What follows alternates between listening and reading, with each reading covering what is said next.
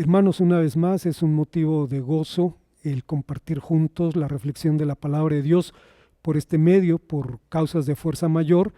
No fue posible hacerlo por un tiempo, pero nos gozamos al compartir este mensaje, esperando que sea de bendición para ustedes como lo ha sido para un servidor. Dios nos bendiga.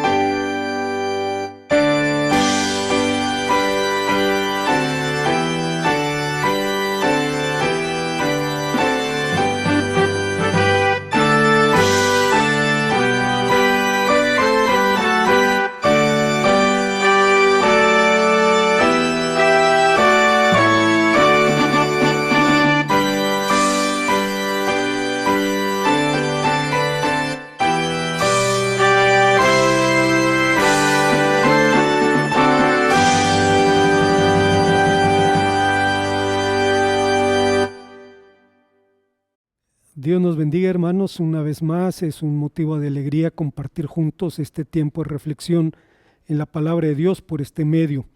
Agradezco al Señor la bendición que nos da de compartir juntos este tiempo y quiero también expresar mi gratitud a los hermanos que han manifestado su solidaridad cristiana por la defunción de mi madre. Fue una mujer creyente y sé que ahora está con el Señor, aunque nunca nos preparamos para vivir sin nuestros viejos. También quiero agradecer al Señor la bendición que me dio de estar con mi familia y estar también en la iglesia en la que conocí el Evangelio, la Iglesia Bautista La Trinidad del Ejido Purísima, cerca de la ciudad de Torreón. Agradezco al reverendo José Ángel Sánchez por su generosidad al permitirme el púlpito de la iglesia, y Dios me dio la bendición en ese tiempo de experimentar una vez más ese amor incondicional que me llevó a los pies de Jesucristo. Agradezco al Señor por todas estas bendiciones. Voy a invitarles que abramos nuestras Biblias en el Evangelio según San Lucas, en el capítulo 13, para leer los versículos 6 al 9. Voy a permitirme dar lectura a esta porción de la palabra del Señor. Dice la palabra de Dios: dijo también esta parábola: tenía un hombre una higuera plantada en su viña, y vino a buscar fruto en ella y no lo halló. Y dijo al viñador: he aquí hace 3 años que vengo a buscar fruto en esta higuera, y no lo hallo. Córtala, ¿para qué inutiliza también la tierra? Él entonces respondiendo le dijo: Señor, déjala todavía este año, hasta que yo cabe alrededor de ella y la abone, y si diere fruto bien, y si no, la cortarás después.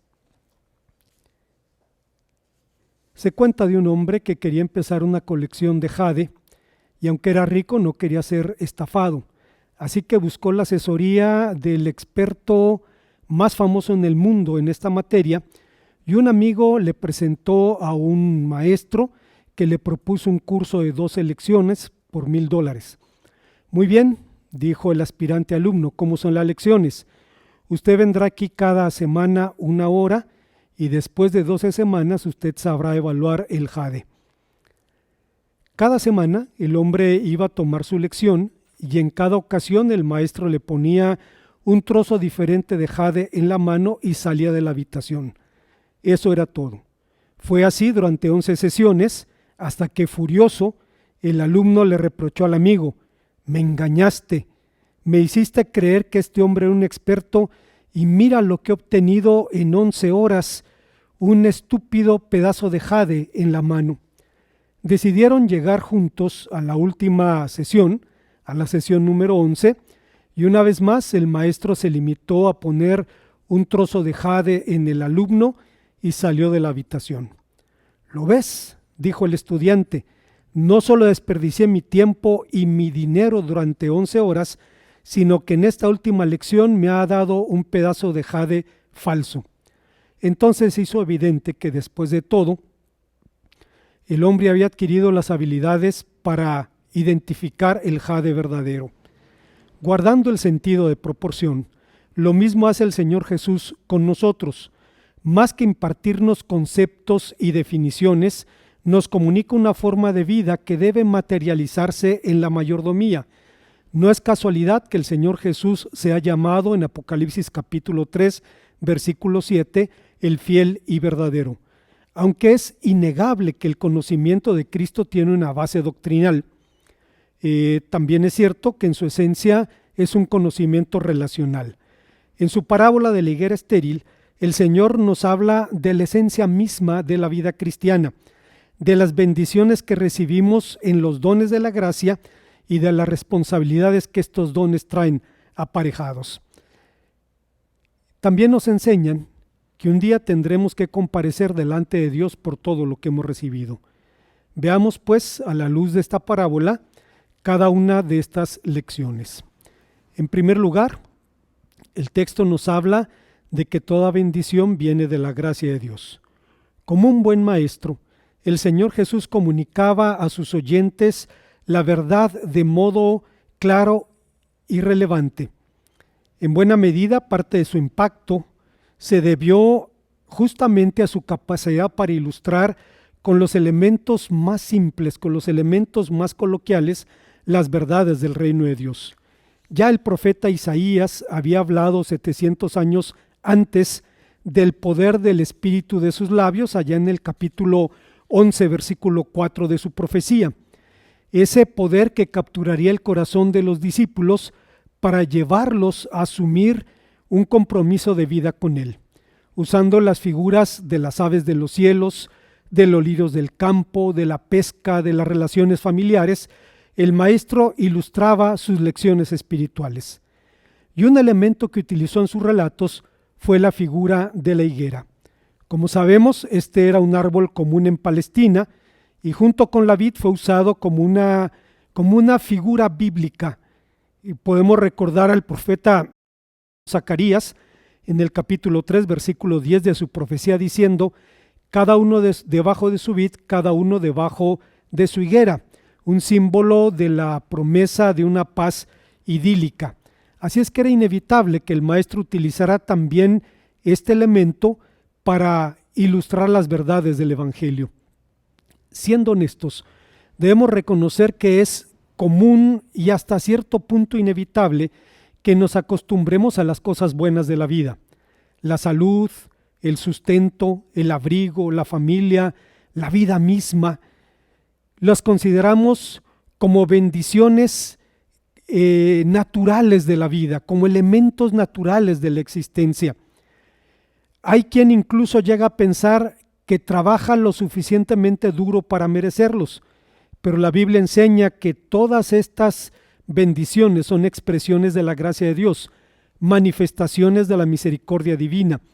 Si recordamos, la definición más breve de la gracia es que es un favor inmerecido, y la parábola de la higuera estéril gira precisamente en torno a esta definición. La higuera fue de hecho el primer árbol mencionado por nombre en la Biblia y llegó a ser un elemento frecuente de la cultura. Incluso podemos identificarlo en nombres propios como Betfagé, que significa casa de higos, mencionado en Mateo capítulo 21, versículo 1. Este árbol fue mencionado entre las 7 bendiciones de la tierra prometida.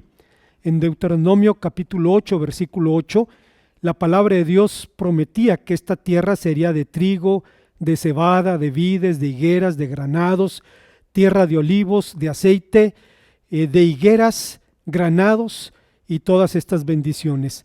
Tan apreciado era su fruto que en textos poéticos de la Biblia se le llama miel de la roca, como en Deuteronomio capítulo 32, versículo 13 y el Salmo 81, 17. En nuestra cultura mexicana podemos entender perfectamente esta figura porque el fruto del nopal es igualmente algo extraordinariamente dulce. Es algo que nos sorprende que de tierras tan áridas, de terrenos tan pedregosos, pueda producirse un fruto tan delicioso. Aunque la higuera prospera naturalmente sin mayores cuidados, cuando se espera de ella fruto de mejor calidad, es necesario invertir algunos esfuerzos, aflojar la tierra para facilitar el riego, fertilizarla, podarla, etc. Estas labores agrícolas cifran algunos de los cuidados de Dios, de los cuidados que Dios prodiga sobre su pueblo. Y usted podrá recordar seguramente aquel pasaje del libro del profeta Isaías capítulo 5, el cántico de la viña, en donde se describen todas las labores agrícolas que el viñador invirtió esperando fruto de ese árbol. Sería materialmente imposible enumerar cada una de las bendiciones que provienen de la gracia de Dios. Sin embargo, seguramente la mayor bendición que recibimos de Dios es la vida misma. Sobre el valor de dicho don, el obispo Desmond Tutu, recientemente fallecido, un hombre que en 1984 obtuvo el Premio Nobel de la Paz por su lucha contra el apartheid en Sudáfrica. El obispo Tutu dijo: «Qué alivio tremendo sería, y lo ha sido para muchos, saber que no es necesario que le demostremos a Dios que valemos algo. No debemos hacer absolutamente nada para que nos acepte. Esto es lo que el Señor Jesús vino a enseñar y por eso lo mataron. Él vino a decir, mira, no tienes que ganarte el amor de Dios, no es cuestión de un logro humano.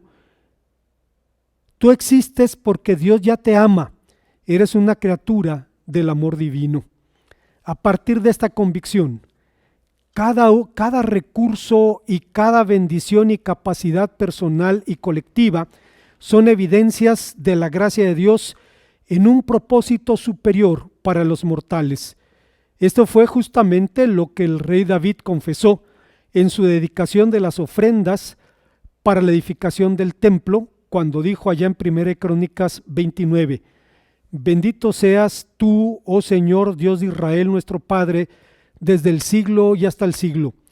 Tuya es, oh Señor, la magnificencia, el poder, la gloria, la victoria y el honor, porque todas estas cosas que están en los cielos y están en la tierra son tuyas.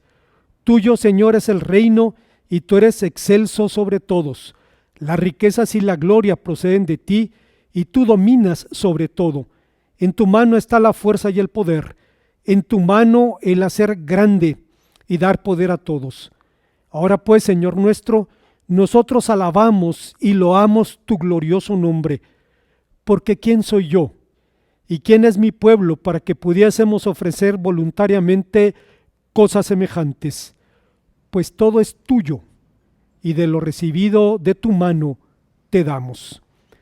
Si, como la Biblia enseña, la vida es el don más grande que Dios puede darnos, una de las bendiciones que vienen aparejadas con este don es el tiempo, porque significa la oportunidad de cumplir con nuestra vocación existencial, aunque debemos reconocer que es un recurso limitado, pues es el único bien no renovable del que disponemos. Hay una segunda enseñanza en el pasaje que nos ocupa. La parábola de la higuera estéril nos enseña que toda bendición conlleva responsabilidades. Como dijimos anteriormente, el uso de metáforas por parte de los profetas era una vieja práctica en Israel. El profeta Oseas utilizó una metáfora agrícola para expresar el amor de Dios por su pueblo. Justo por medio de las figuras de la higuera y de la vid, describió el gozo divino al crear a Israel. En el capítulo 9, versículo 10 de su profecía dice, como uvas en el desierto hallé Israel, como fruta temprana de la higuera en un principio vi a vuestros padres. Yo puedo entender perfectamente estas palabras porque durante muchos años vivimos en una casa aquí en Querétaro que tenía un patio trasero donde había una higuera. Producía higos blancos enormes y muy dulces, y en alguna ocasión mi esposa descubrió un higo en la parte baja de las ramas de la higuera. Empezó a cuidarlo esperando que madurara, y después de algún tiempo, cuando consideró que estaba maduro, fue a buscar el higo y no lo halló. Solamente encontró el cabo del higo unido a la rama. Lo que mi esposa no sabía es que teníamos una perra que también estaba vigilando al higo, y en algún momento llegó a la conclusión de que estaba en su punto para cortarlo y simplemente le ganó a mi esposa por algunas horas. Entendemos perfectamente esto. Con estas palabras, Oseas señaló que la misma alegría que se experimenta o se experimentaría al descubrir un ramo de uvas en el desierto, que el mismo gozo que producen los primeros frutos de la higuera, así Dios se deleitó al llamar a los patriarcas para crear a Israel. Este sería la primicia entre los pueblos de la tierra, la nación sobre la cual Dios puso su nombre y consagró también a su servicio. Sin embargo, el amor de Dios no es, como muchos suponen, un amor complaciente. No es el amor de un abuelo gentil que hagamos lo que hagamos, se mece en el cielo y acariciándose la barba dice, los niños siempre serán niños. Hay quienes creen que Dios es un abuelo gentil, es un Dios de amor que no puede llamarnos a cuentas, pero cuando el pueblo se desvió a la inmoralidad y a la idolatría, el Señor lo disciplinó con firmeza, como nos enseña el libro de Números, capítulo 25, versículos 1 al versículo 3. Siguiendo pues esta antigua tradición profética, el maestro ilustró con los elementos más comunes las verdades del reino de Dios y lo hizo de formas tan creativas que atrapaba la atención de su auditorio.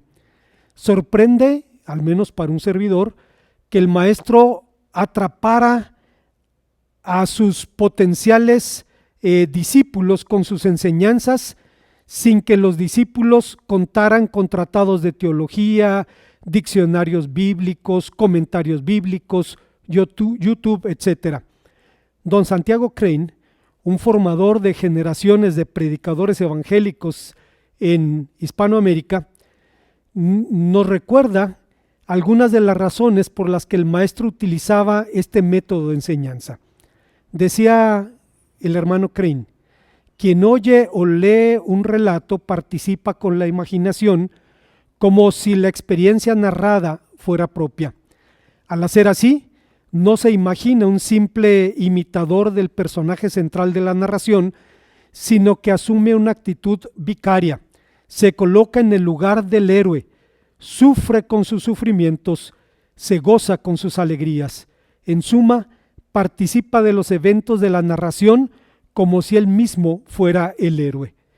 Siendo honestos, para cualquier lector de la Biblia resultará enormemente tentador juzgar con dureza las actitudes del pueblo de Israel, según nos enseña la Biblia, hasta que entendemos que nosotros no somos mejores, que Israel es nuestro espejo, que sus pecados nos describen y que sus promesas nos alientan, porque San Pablo dice en Romanos 15:4 que lo que fue escrito para nosotros, a fin de que por la exhortación y consolación de las Escrituras tengamos esperanza. Solo entonces enfrentamos la realidad de que todos los privilegios conllevan responsabilidades. Cada bendición que Dios nos las da en una moneda que tiene dos caras. Una cara se llama privilegio y la otra se llama responsabilidad. Esta convicción es justamente la base de la mayordomía cristiana, ese principio integrador de la vida que expresa la convicción de que todo pertenece a Dios y por tanto debe ser administrado de tal forma que lo glorifique. Pero una vez más, un factor que agrava la realidad de esta convicción es el paso del tiempo, y desde la percepción bíblica más importante que lo que es el tiempo es lo que sucede en él. Los griegos se preguntaban qué es el tiempo. Los judíos y el pueblo de Dios han aprendido a preguntar ¿para qué sirve el tiempo? Hay una tercera y última enseñanza en nuestro pasaje. Estamos hablando de la parábola de la higuera estéril, y en tercer lugar el texto nos enseña que toda bendición demanda rendición de cuentas. Si atendemos al contexto de la parábola, si leemos con cuidado el texto completo, de inmediato veremos que se encuentra enmarcada en una advertencia de juicio. Se encuentra entre las llamadas parábolas de la catástrofe, es decir, aquella serie de metáforas que advierte sobre el ineludible juicio divino ante el cual cada uno de nosotros tendremos que comparecer. Sobre este grupo de parábolas, el erudito bíblico alemán Joaquín Jeremías afirmaba: el mensaje de Jesús no es solo anuncio de salvación, también lo es de desastre, advertencia e invitación al arrepentimiento ante la seriedad del momento. El número de parábolas que pertenece a este grupo es grande, aterradoramente grande, porque el Señor Jesús no cesó de levantar su voz en el empeño de abrir los ojos a un pueblo cegado. Una de las características notables de esta serie de parábolas es que están dirigidas a personas o a grupos específicos. La parábola de las 10 minas, narrada en Lucas 19, fue dirigida a los líderes espirituales del pueblo. La del siervo fiel y prudente, de los talentos y del portero, a los escribas, quienes, como entendidos de la palabra de Dios, eran depositarios de la responsabilidad de dirigir al pueblo. Ellos poseían el conocimiento de la voluntad de Dios, entre comillas, las llaves del reino.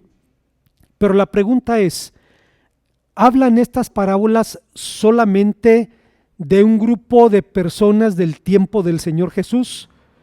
La respuesta es evidente, desde luego que no.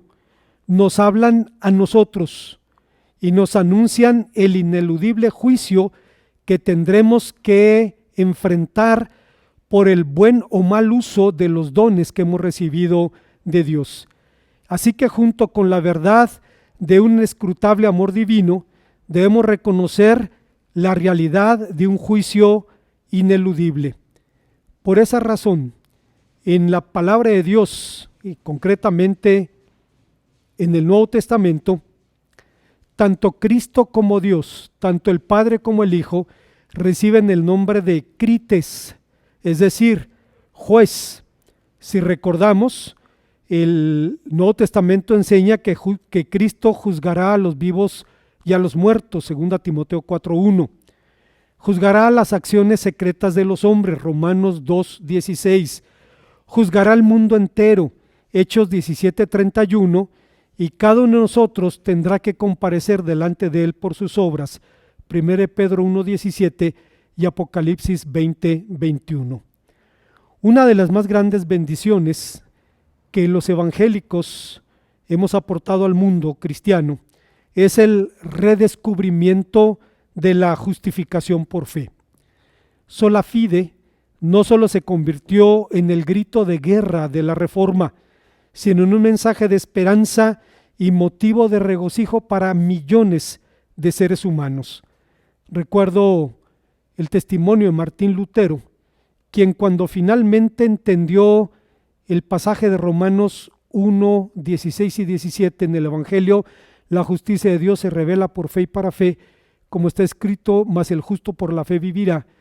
Decía Lutero, de pronto las puertas del paraíso se abrieron de par en par y pudo encontrarse frente a la gracia y entender el mensaje del Evangelio. Pero como Dietrich Bonhoeffer decía, ya que el espíritu humano siempre anda buscando dónde comprar una gracia más barata, bien pronto esta sublime verdad evangélica fue profanada y convertida en antro de la indolencia y bastión de la justificación propia. Algunos dicen, si he sido justificado por la fe sin obras, entonces no necesito esforzarme por algo que ya he recibido. Es verdad que la Biblia enseña que el hombre es justificado por la fe sin obras, pero también es verdad que son precisamente nuestras obras la evidencia final de nuestra fe.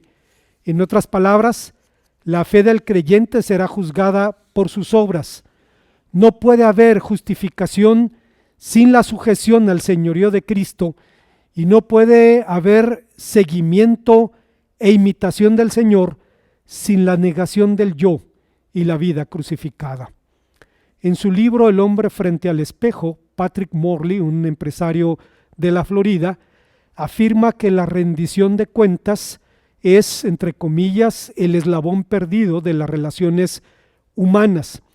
Dice que la razón por la que tantos hombres nos metemos en problemas financieros, familiares, espirituales, de relaciones, etcétera, es justamente porque actuamos como si no tuviésemos a quién rendirle cuentas. La rendición de cuentas es una de las facetas más radicales del discipulado radical, y Patrick recomienda incluso buscar a quién responder voluntariamente por nuestros pensamientos y decisiones. No está promoviendo la confesión auricular, simplemente recomienda buscar la ayuda de alguien que nos pueda auxiliar en los aspectos más importantes de nuestra vida, en los puntos ciegos de nuestra existencia. Obviamente, esto significa hacernos vulnerables, pero es exactamente lo que Cristo hizo por nosotros. Se hizo vulnerable y nos redimió. Como conclusión, La parábola de la higuera estéril se encuentra en un contexto desafiante, entre una masacre y un desastre arquitectónico. Los expertos discuten sobre estos asuntos, pero como Joseph A. Fitzmyer, un comentarista católico alemán, dice, esta parábola de Jesús, al venir inmediatamente después de su repetida llamada a la conversión en los versículos 3 y 5, cobra un significado decididamente ominoso. Es posible que los galileos murieran por causa de la perversidad de otro ser humano y que los 18 judíos aplastados por una torre murieran solo por un accidente. No es el caso de la higuera estéril. La higuera tiene que morir porque no da fruto, porque no es más que un parásito. En definitiva, eso es el pecado más grande, la culpabilidad que brota de las continuas dilaciones y de la falta de decisión personal, que es verdaderamente grave, mucho más que lo que puede suponer una muerte violenta o un accidente inesperado. El mensaje de la parábola insiste en que ya se ha concedido la última oportunidad para poner fin a la pereza y a las dilaciones y transformar esa actitud en verdaderos frutos de conversión. A pesar de que la parábola de la higuera estéril ha sido clasificada entre las parábolas de desastre, su intención última es darnos un mensaje de esperanza. En la parábola, la propia súplica del labrador da fe de este hecho. Déjala todavía este año, hasta que yo cabe alrededor de ella y la abone, y si diere fruto, bien, y si no, la cortarás después. La parábola nos enseña que Dios da segundas oportunidades, como lo hizo con algunos de sus mejores siervos, con el apóstol San Pedro, con Marcos, con Pablo. Él es infinitamente misericordioso con los que caen, pero vuelven a levantarse. Tal es la misericordia de Dios aún con el rebelde, pero no debemos olvidar que existe también una oportunidad final. Alguien dijo al respecto, hay una línea que nosotros no vemos, pero que cruza el sendero, el límite secreto de la paciencia y de la ira de Dios. Oh Dios, ¿dónde está la línea misteriosa que cruza nuestro camino? Del que Dios ha prometido, se pierde quien se atreve a cruzarla. ¿Hasta dónde puedo llegar con el pecado? ¿Cuánto tiempo espera la misericordia de Dios? ¿Dónde termina la gracia y empieza el fin del reprobado? Un año nuevo es una nueva oportunidad, pero puede ser la última. Suena fatalista. Piensa en cuántas personas que usted conocía no tenían planes de morir y murieron el año pasado. Fueron llamados a la presencia de Dios de forma inesperada. Así es que esta parábola nos llama al arrepentimiento y nos llama a de una vez por todas poner por obra lo que Dios quiere. Oremos al Señor. Gracias, Padre, por tu palabra, porque nos permites ser confrontados por ella. Te rogamos, Padre, que produzca los frutos para los cuales la envías en el nombre de Cristo. Amén. Dios nos bendiga.